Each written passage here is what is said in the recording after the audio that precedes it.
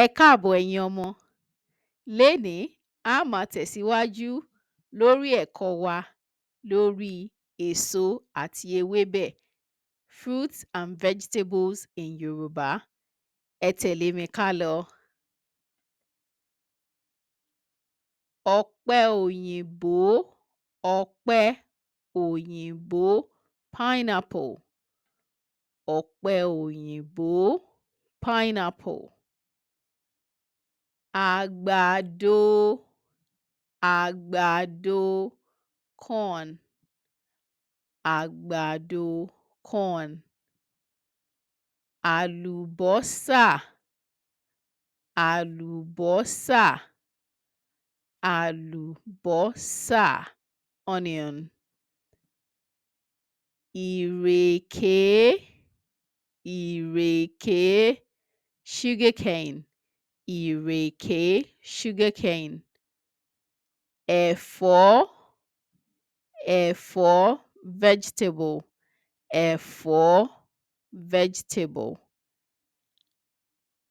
Àlùbọ́sà eléwé, àlùbọ́sà eléwé spring onions, àlùbọ́sà eléwé spring onion. Ànàmọ́, ẹ̀yin ọmọ ṣẹ́yin náà lè sọ pé ànàmọ́ sweet potato, ànàmọ́. Èyí ńkọ́? Ilá, ilá okra, ilá okra, ilá. Ẹ káre ẹ̀yin ọmọ, mo lérò pé ẹ ti mọ àwọn èso yín ní èdè Yorùbá. Ní báyìí, ẹ jẹ́ ká lọ wò ó bóyá ẹ mọ àwọn èso tá a kọ́ lénìí. Ǹjẹ́ ẹ mọ orúkọ àwọn èso wọ̀nyí? Ṣé ẹ lè fi wọ́n mọ́ orúkọ wọn? Do you know the names of these fruits and vegetables? Can you add them to their names? Let's have a look. Bẹ́ẹ̀ni, bó ṣe yẹ kí wọ́n wà leléyìí o.